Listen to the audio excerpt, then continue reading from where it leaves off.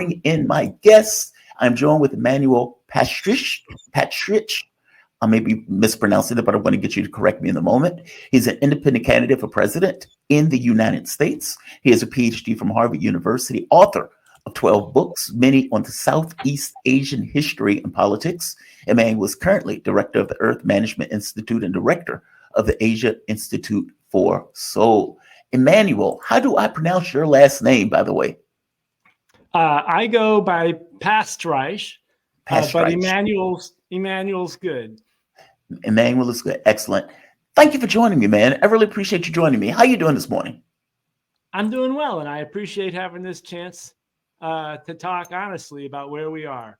Absolutely. One of your books was named Why We Need an Independent Candidate. I was looking up some of the books that you wrote, 12 books from Harvard. That's a hell of a pedigree. And not many people may know, but you were running for president of the United States also. Why do we need an independent candidate in U.S. politics? How would that make a difference in our politics? And isn't Trump independent enough in regards to getting an independent candidate? I mean, American public and the working class voted for him after all. Right. Well, I'm not sure. I mean, obviously, among the candidates, you're given a choice between. People chose Trump, but it wasn't particularly a democratic process. In terms of being independent, I would say first, if you're taking any money from wealthy individuals, you're not independent. So the only way to be independent is to have nothing, be like me, right? Unemployed, with no assets, and for the most part, not allowed to live in the United States. Then you're talking independent.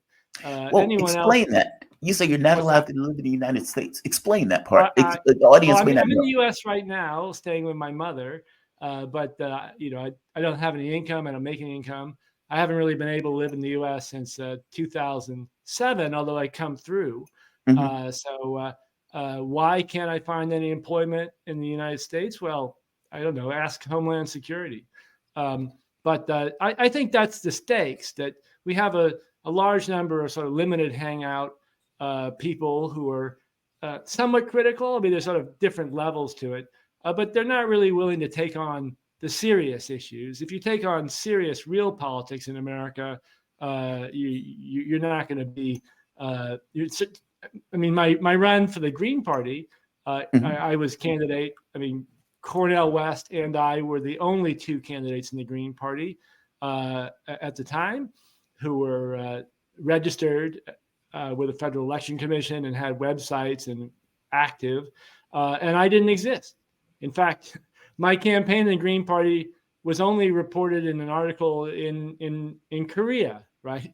Not a single American journal mentioned that I even existed, including conspiracy websites and progressive leftist socialist groups. And that was because we took on real issues. And as candidate, I don't recognize Donald Trump as president.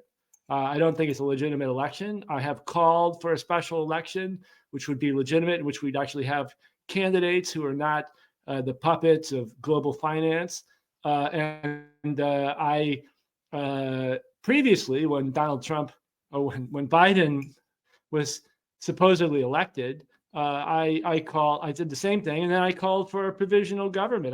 I said the United States that citizens should organize their own constitutional government, and that we shouldn't recognize this privatized entity representing essentially Wall Street, financial institutions, Israeli intelligence firms, et cetera, that we shouldn't have to recognize this as our government because it violates Declaration of Independence, the Constitution, and basic moral ethics, basic ethics. So, I think we're going to be facing this even worse now.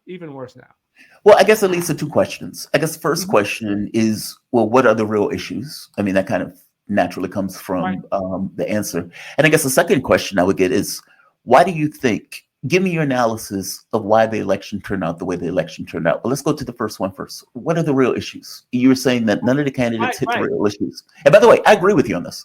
I mean, we had a campaign where we were in two wars, not just two wars. We're $35 trillion in debt. And these guys were effectively talking about abortion and immigration as some of the main two issues that they wanted to Right, basically talk about. What are the real issues that we should be hitting and dealing right, with? right. So I really appreciate, Jamarl, what you just said there, and your support on this perspective. We have to talk about real politics. So real politics. I mean, abortion is a real issue and immigration is a real issue. So I'm not saying they don't count, but the real politics is about first the effort to control your mind, right? This is a combination between global IT firms, Oracle, Microsoft, Google, Amazon, and a couple others. And they are controlling information. They're brainwashing you through repetitive programming, through pornography, through social media, through entertainment to make you stupid, basically, to dumb down the population, and then to herd you into a controlled environment where you're incapable of effective resistance. The second is the control of food, right? To take over farming, to divorce. I mean, in the United States and other countries, we used to grow our own food. We were independent, right? And local economies existed in which people didn't use money that much. And now we're forced into something where basically all food is controlled by corporations. And now with GMOs, seeds are controlled, et cetera. So that is linked to the control of the economy, and that comes through the forced dependence on international trade, where everything you buy is made somewhere else, so you can't have an independent economic system in your neighborhood, and it means that everything you buy, 10%, 20%, 50% of it goes to multinational corporations and banks because they handle trade, manufacturing. They move your factory to Thailand, and then but they're still selling it at more or less the price it would be. I mean, if it was made locally, but that extra money that you're paying is going to them. And so the money doesn't stay in your neighborhood, right? It goes out. Every time you go to Walmart and you pay for something, it's not going to help your neighbors, right? It's going to help multinational banks. So that's real politics. And then the military, industrial, financial, Federal Reserve system, in which you have essentially money is made up by private banks, and it's used to buy up what you own. So land, for example, things like Bank of America or BlackRock or Blackstone, particularly, they print up fake money. It devalues your money in the bank. It becomes worth less. Inflation is much higher than, of course, it's reported. And then they use this fake money to buy up land. So it's now owned. You have to rent it. It used to be people owned houses, and now they have to rent them, and they have to rent them from agents who basically represent multinational banks. So these things I just described, this is real politics in America. This is, where the front line in our fight is. The other stuff, it can be real, and there are real victims of things like abortion bans. I don't dismiss that. It's really serious. But it is also simultaneously being used as a way, a sort of, get your hand out of my pocket type activity to distract us. And Trump is the classic example of that. He, everyone's like, I hate Trump, Trump, Trump, Trump.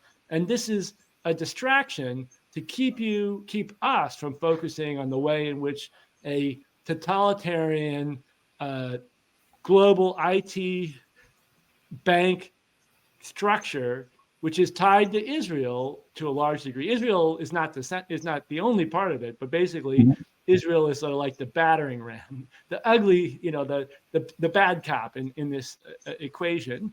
And that's another problem I had a lot with the left, the so-called left, like the Green Party where I ran, in which they say something like, it's terrible how mean the Israelis are being to the Palestinians. 100% true. But they didn't want to go to the next step, which is to say, how are the same privatized security firms running Gaza and the West Bank, how are they successfully bidding and getting contracts for the U.S.-Mexican border? How are they training your local police force? Right. How are they, supplying security cameras and equipment to your local shopping center?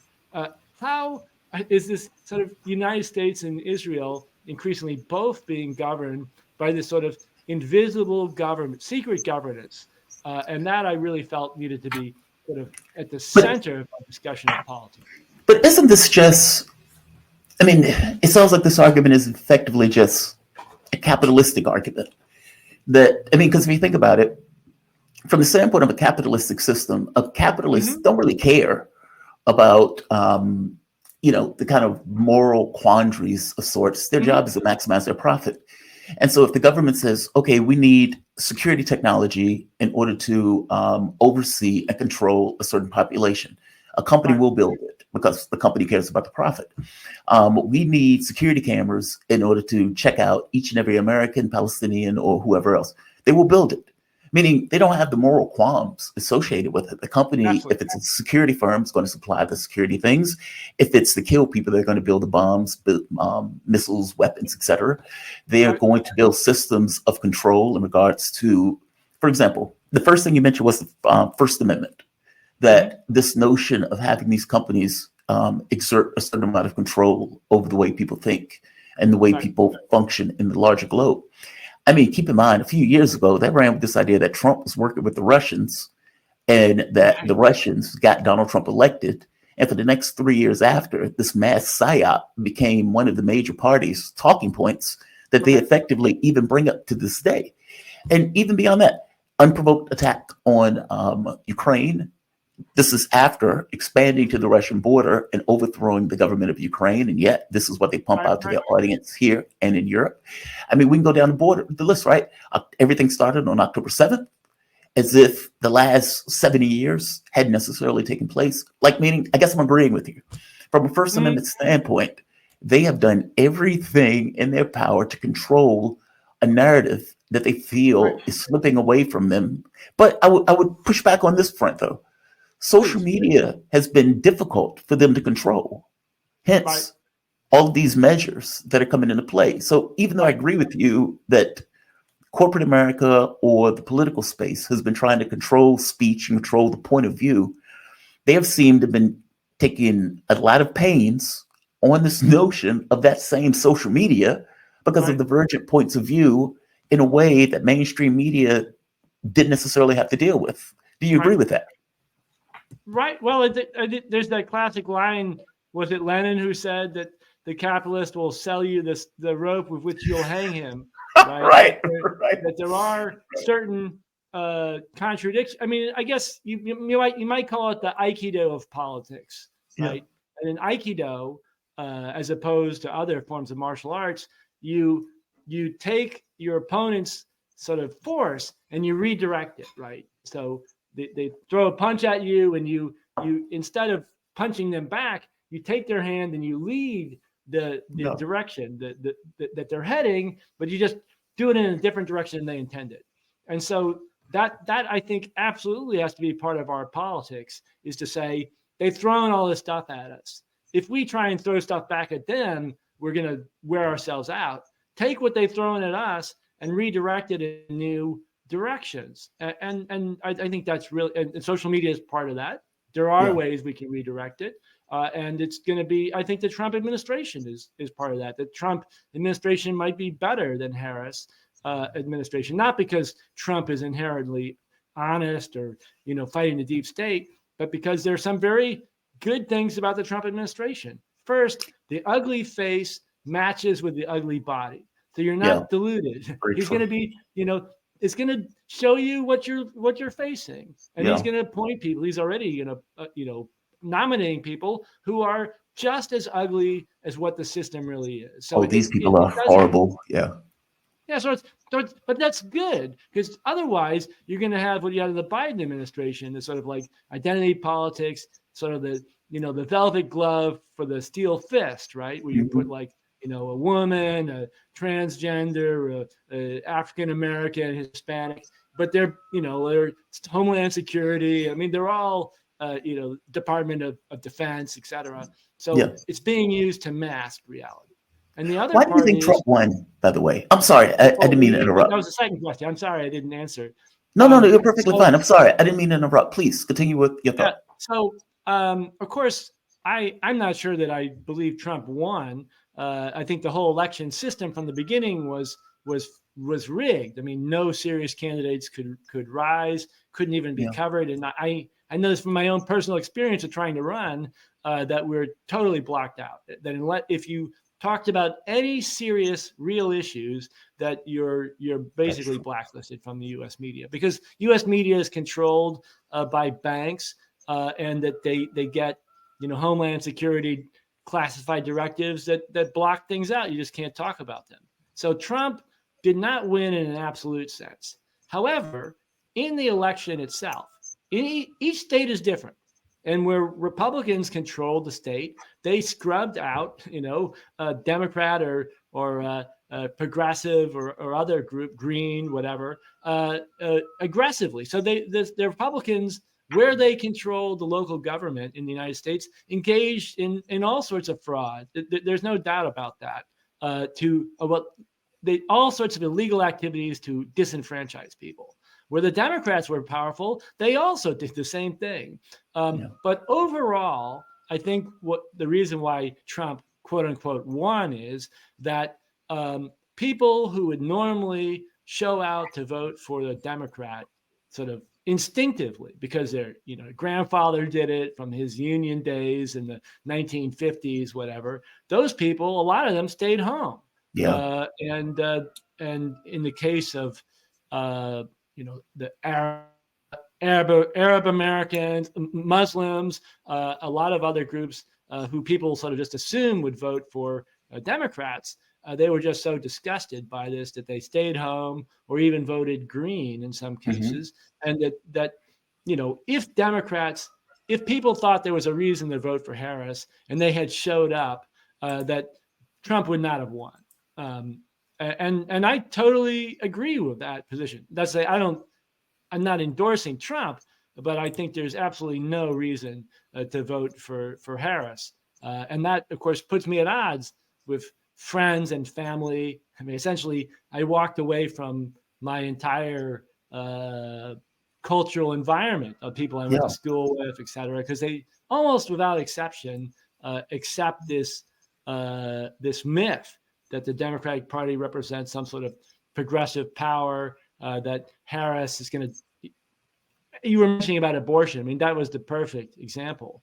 And I think it was basically a political setup that the Republicans intentionally chose extremist policies on abortion, and the Democrats were intentionally constantly being brought up in the media as somehow the only force against these crazy Republicans, and that the whole thing was a kabuki show in order to get people to vote on the abortion issue and close their eyes to the drive for world war. Well, to be fair, I think the Republican Party takes the position on abortion because they actually believe the position. Like, meaning, if you talk to some people, and when I did Fault Lines, I used to have one of my co-hosts used to be a Republican, Austin. He was very straightforward on this idea that, I don't believe in abortion. I don't think people should be having babies. And you have many Republicans that are like hardcore on this issue. I don't care if a woman is raped. I don't care about the situation. She should be forced to have that baby. Meaning, I guess I'm saying the Republican Party the media didn't highlight this for no reason. The Republican Party actively went after killing Roe v. Wade. Trump was put in with this idea that I'm going to put people on the bench that would kill Roe v. Wade. And so I remember when it first happened, and my thought was, okay, well, Democrats are going to obviously use this since Republicans overreached on this issue. And you can look at Trump. Donald Trump was under pressure the entire campaign on this issue of abortion because he understood that his position wasn't necessarily liked by the overwhelming majority of the public. Nikki Haley was the one that came out and gave this Republican position that was somewhat amenable to the larger public of, okay, well, yeah, women should have the right to do this. It needs to be X number of months, etc. So I don't think this was ginned up. I think this was a little legitimate position of the Republican Party. Democrats took advantage, but it's like if you're thinking about, okay, I need to eat versus I need to have an abortion. Well, I need to eat is going to matter more, or I need a better economy versus whether I'm going to have an abortion. The abortion issue was specific to certain states. It wasn't even something that was nationwide. And even in Republican states, if they had a referendum, they would probably lose in that referendum on that issue. I guess I'm talking too much. What I'm saying is, I appreciate you setting me straight on that point. And I actually did not give a speech on abortion. I have spoken about it, but I have been thinking about writing on the issue because it is so divisive and it's used in such a divisive manner. And Gypsy, I'm not trying to set you straight on it. I guess it was it's important because I felt like candidates don't actually get into the real issues here about abortion. And I mean, the real issues, obviously, the Republican parties are against abortion, but they don't offer anything for a woman who wants to raise a child, as a single mother, right? Yeah. So if they were serious about trying to reduce the amount of abortion in America, and I would certainly support the idea that we should reduce the amount of abortion because it is dangerous. Abortion is not harmless. It can hurt you to have an abortion. And there are many women I've met who are sort of haunted, including some people very close to me, because the woman had to have an abortion when she was young and pregnant. And later in life, she sort of felt, what if I could have raised this baby? And if a system was set up where if a woman, a 16-year-old or 18-year-old or 25 got pregnant and she could get full care for 3 or 4 years to take care of her baby, I think some women would choose that. But it's not an option, and Republicans have been brutal in destroying any such option for women. So it's they're wild, forcing right? women to get abortions. Because they want to force women to have a kid, and then the moment that they have the kid, you're on your own. And it's like, okay, that's exactly right. That's exactly right. It's like you can't have it both ways. That's the I mean, I don't want to get into that because I don't think the Democrats are better. The Democrats are better only in that it serves them in highlighting their election the ambitions. I mean, but you saw what happened with the Democrats and the Republicans. And this is sort of classic. Harris and all these Democratic operatives, Bernie Sanders, whatever, saying if Trump is elected, it's going to be fascism. The world is going to end. He's Hitler. And then Trump wins, quote unquote. And the next day, they're out there kissing his royal ass. I mean, they were not taking some sort of stand against fascism. It was a total show. Yeah. I'm taking a stand against fascism. I'm saying I don't recognize this election. I don't recognize Donald Trump and a privatized government which serves, OpenAI, Google, Oracle, and Amazon is not a government, and it doesn't represent us in any way, and that we should be prepared for. I mean, basically, with Workers' League, what I've been working with lately, and Green Liberty, you could say it's more on the left. I don't really like the term left and right, but we're left, in a real sense, right? Yeah. That we had, as opposed to this corrupt left, which has been promoted in the media and gets funding, which has been pro-COVID vaccine, has been buying into this growth.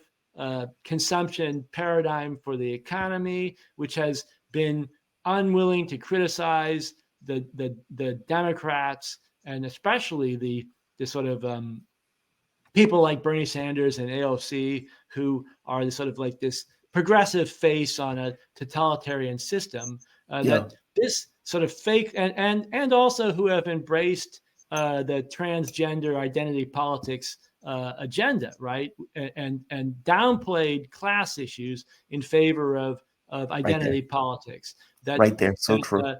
So this is what where we'd like to go with Workers' League and Green Liberty. So it sounds a bit like Chris Hedges when he talks about corporate totalitarianism.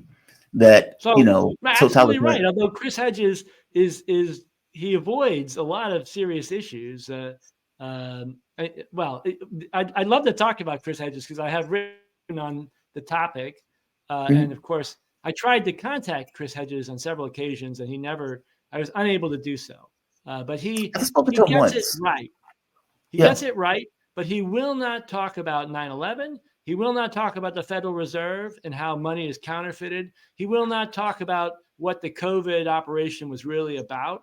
And he will not talk about the concrete, the real way in which specific corporations and international banks control American politics. So he avoids the core, right? I mean, it's sort of like saying, let's talk about all the way that, that corporations are unfair to working people and how things are rigged up. And he does it in a very, very sophisticated way. And I really appreciate it. I learned a lot from him.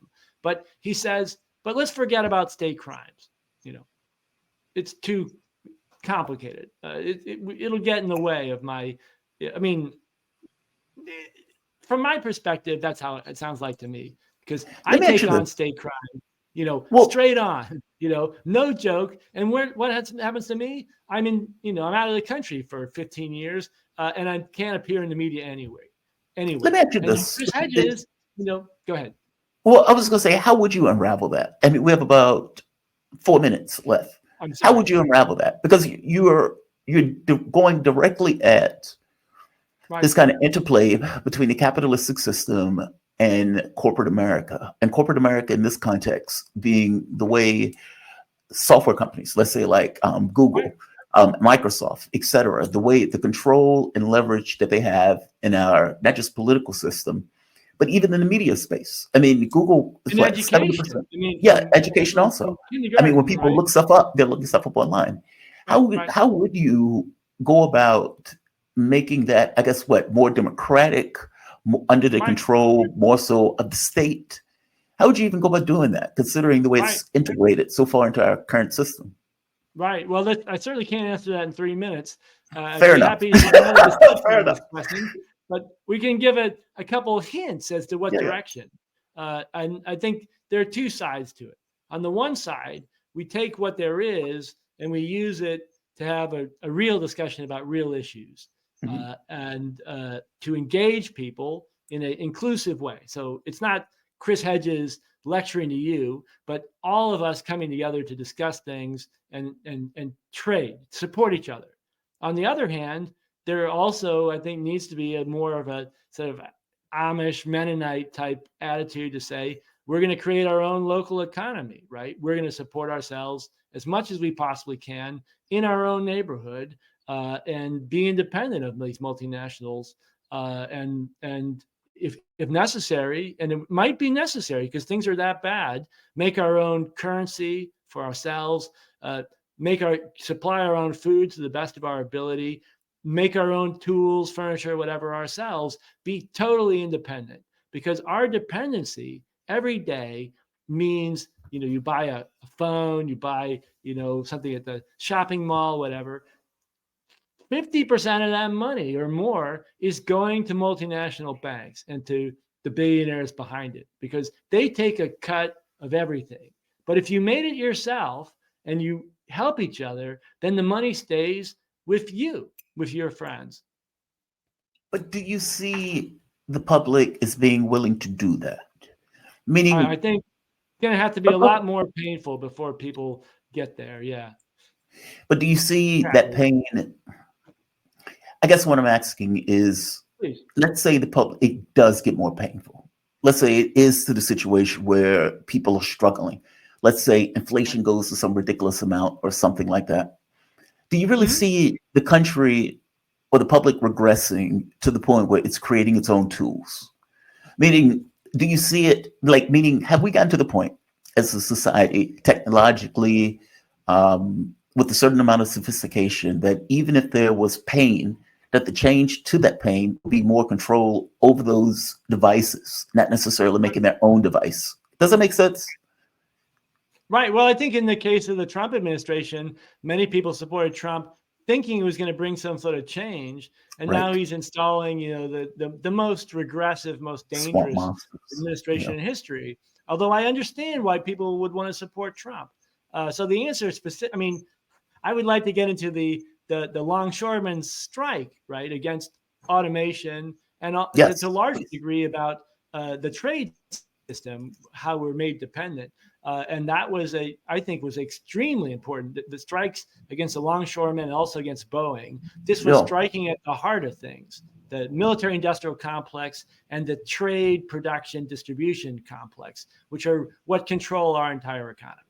And it was basically totally blocked out of the election. It didn't even come up as an issue, but that is the potential, right? I mean, I would say, if you have to say, where will we go, is if we could get those people striking at Boeing and the longshoremen striking against the shipping and logistics and global finance, and get them a little bit more sort of political awareness, more strategy, and together with our movements and other movements, then we can scale up to 100,000, 500,000 committed people who are taking the system on, grabbing the bull by the horns, as it were. But it's rough. I mean, you have to be willing to pay a price, even if you're not, arrested or thrown out of the country or killed. There's still going to be a serious economic and social price for taking that stand. And I was going to answer you honestly what you said,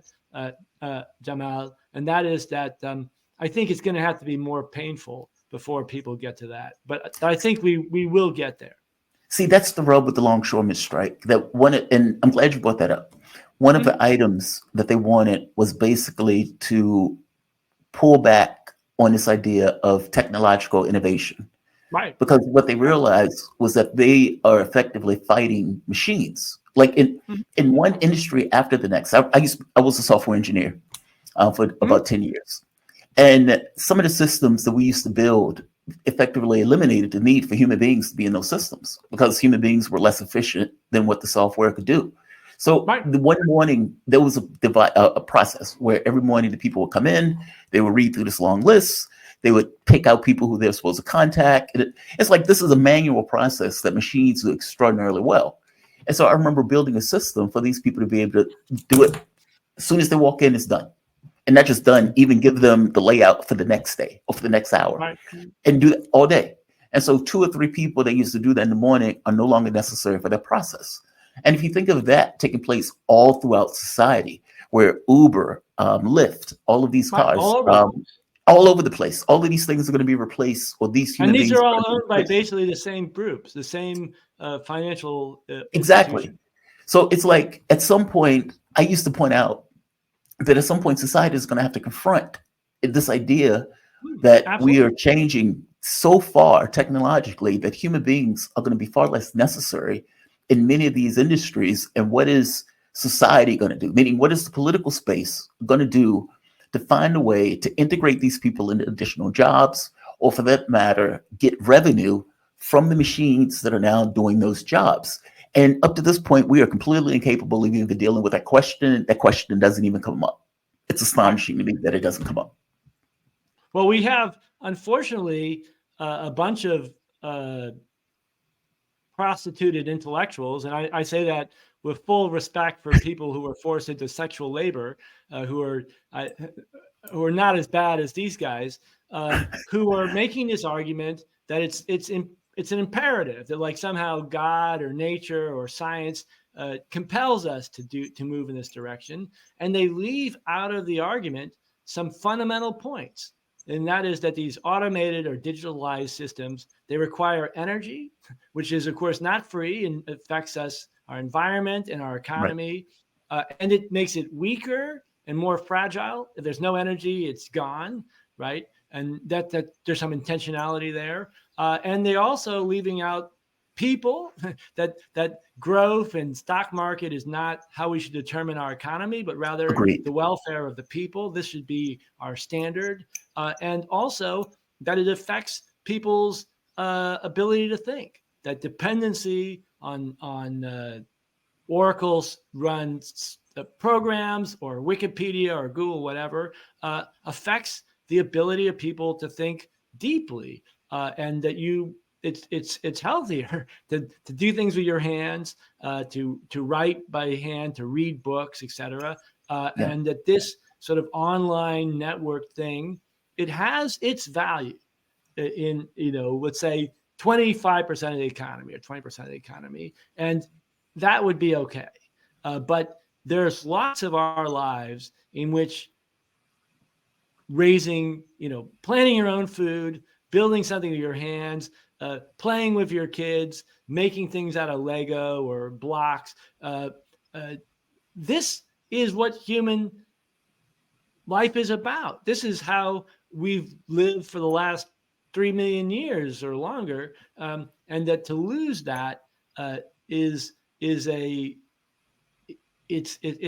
spiritual sort of attack on who we are, on our identity, our subjectivity, and that is no accident. That the bottom line there is that the multinational banks and trusts and the billionaires behind them, the thing that they hate the most is people who can organize meaningful resistance. And meaningful resistance would be, it's informed in a philosophical sense.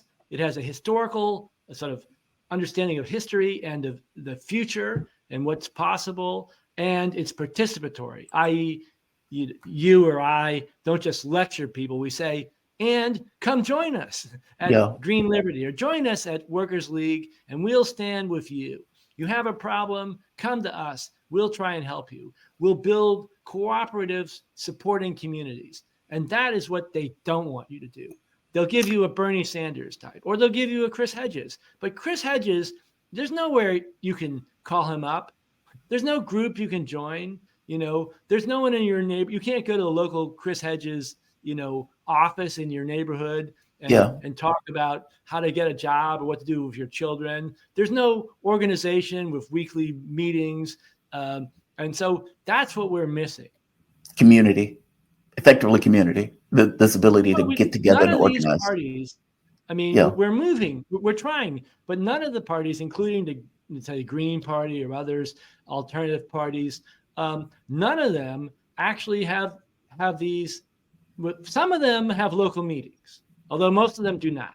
But none of them say, join our cooperative and we'll scale up. And once we get to 1,000 people, right, I'll babysit for your family for, 4 hours. You'll give me, 3 kilos of potatoes or whatever. And guess what? We're independent. And that we had this with the Democratic Party especially, but the Greens were guilty of this too. They were like, we're going to go to renewable energy, windmills or solar panels. And guess what? They're all being run by corporations, and you have to buy it from them, right? It's like, give me a break. In renewable energy is you put a windmill on your house or, solar panel, and you supply your own energy. If you have some left over, you sell it to your neighbor, and you don't pay a penny to any multinational corporations or banks at all. And this is what the Green Party and the Democratic Party all fell on their face. And I think the reason they fell on their face is back to the issue, money. You want to run a campaign, you got to get upper middle class people at the minimum who are willing to give you $5,000, $10,000, whatever, in contributions. If you start to say something in your campaign like, we should produce our own energy and our own food and create our own banks, right? That none of those sort of think left, live right, upper middle class intellectuals are going to give you a penny because they feel directly threatened at any move towards economic and intellectual independence. Emmanuel Pastreich. What's said it last name one more time? I'm sorry. I say Reich, like SH, but anything is okay. Emmanuel Pastreich. He is an independent candidate for President of the United States. He has a PhD from Harvard University and author of 12 books, many on Southeast Asian history and politics. Emmanuel is currently director of the Earth Management Institute and director of the Asia Institute in Seoul. Emmanuel, where can people find you? Oh, so my website is emmanuelpastreich24.org, and all my speeches are there. But you can also, if you go to Global Research, which is one of the big newspapers, you can just check my name, and has most of my recent articles and speeches. Very cool, man. Thank you for this. I really appreciate you joining me.